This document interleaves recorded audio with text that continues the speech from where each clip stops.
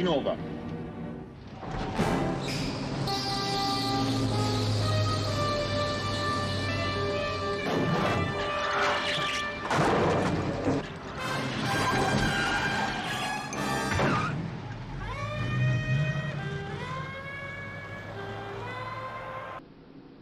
Hello everyone.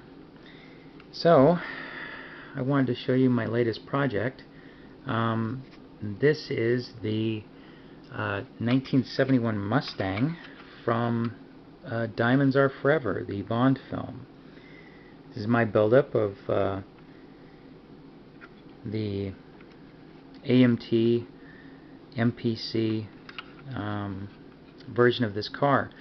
I had originally bought their more recent version that had the yellow lettered tires. And then I decided I wanted this one more. I wanted to have those stock white walls. I thought that was a really cool look for a Mustang. So, and I went back and watched the car chase, and I thought the car was pretty cool. So, yeah. So, let's talk about this. Well, this is an old MPC kit. I know it's under the AMT brand, but the old AMT 71, 72, 73 Mustang was changed back in, I think, the 70s. It's later in the 70s, and so that version no longer really exists. And so the only version that has a stock Mustang is the old MPC kit, and the MPC kit has plenty of problems. Now, Round 2 went and modified the front end, and basically they changed the back here, put in new headlight bezels and a new grille, insert a chrome piece to go around the grille, new clear are these marker lights? Yeah, because these are the turn signals down here. New turn signals, a new front fascia here, and a new bumper, because the old MPC kit had been modified in the 70s to represent a 73 Mustang. And so they had to go back and redo this. And it's got clear headlights, which are great. The clear lamps here are amazing. If you look in there, you can kind of see there's a bit of an effect going on behind it. It looks kind of like it's simulated to look lit. That's because there's a decal behind there. What you do is you take the clear lens, you put the decal down on the plastic and the grill, and then you put the clear lens on top of that. And some people get that wrong. They think that you have to put the decal over the clear lens, but that kind of defeats the purpose of having a clear lens. So yeah, but as nice as this front end is, the bumper didn't fit with a damn.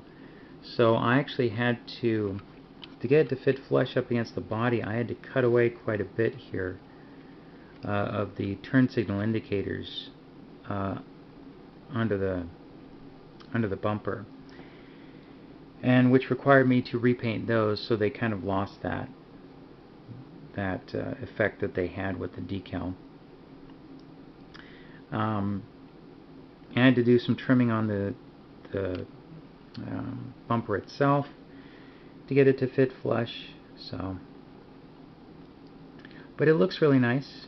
You know, I got it to fit finally, so it's good. And I just painted the plastic. I just did a clear coat over the plastic because it's molded in color. And I've had so many projects lately and whatnot, I just didn't have the money to go and pay $10 for a can of red paint and $12 for a can of white primer, and so yeah. But it works fine. You can see the decal here. And the wheels are great. These wheels are just wonderful. wish they had these back in the day, because I built one of these into Eleanor from Gone in 60 Seconds. And by the way, this is my favorite Mustang of all time. This is actually one of my favorite cars of all time. So I've had a few of these.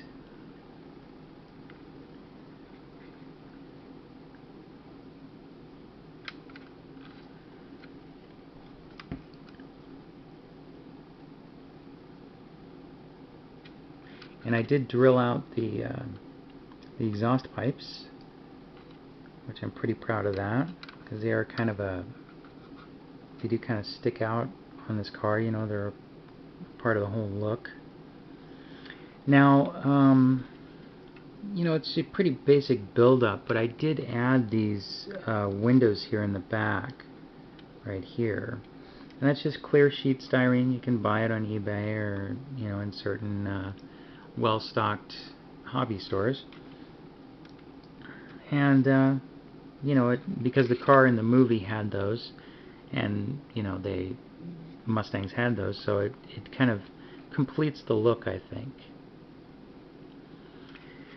But you know, it's a pretty, other than that modification, it's a pretty stock build-up on the top, you know, in terms of the body. But where I made a lot of the changes are on the chassis. Now you notice that the wheels stick out here a little bit more. And if you look very closely here, you can see where you can see a little bit better there, but I added shims in between this piece here and the back of the wheel, because the wheelbase on this model out of the box is completely off, and so, you know, the wheels tend to stick in a lot farther than they should. And so I shimmed it on the back. You can actually see I haven't yet painted the plastic shims yet, so you can see here in white where I put the shims. And I had to I like metal axles on my cars because I like the wheels to roll, so I added a metal axle to the front. But I had to buy metal axle material because metal axles, of course, were set up for the suspension without shims, so I had to buy new axle material. But that's fine because I tend to modify my model cars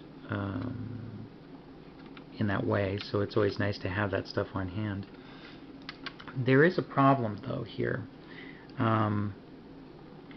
Okay, so you'll notice the front wheel is fairly centered. I drilled out the holes that came with the kit, you know, that were in here. But unfortunately, when you get to the back, you'll notice that the wheel is slightly farther back than it should be. It should be a little bit farther forward. Again, I drilled out the holes in the same spot that they're in the kit. I just, you know, opened them up a little bit because my axles were slightly larger than those supplied in the kit. And so now my wheels are kind of too far back here, just because it's stock. They still roll, but they get caught up sometimes. And I did try to remove some of the material back here in the wheel well without modifying the shape of the wheel well itself. So that's an issue. Were I to go back, or were I to build another one, which I probably will at some point, I'd fill the holes back here and then re-drill it out slightly farther forward. So there's that.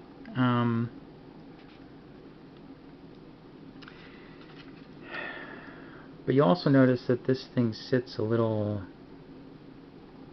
higher in the back.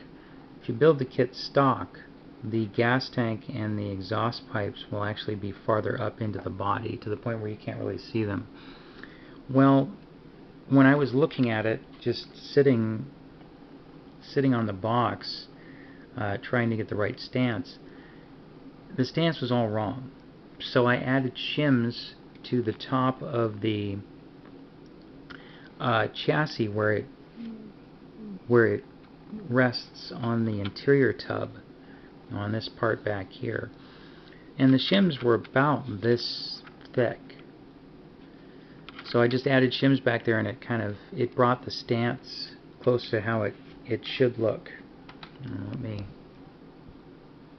see if we can get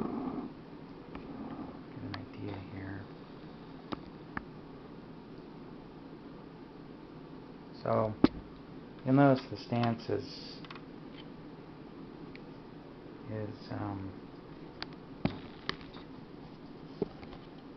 more accurate to the actual car. So I'm very happy with that. I didn't pay too much for this. I actually got it, I don't know, 25 bucks, I think. And yeah, I'm happy with it, you know. It's not a perfect model, you know. It shows its age. There was plenty of flash, but you know, the improvements really helped it out a lot. And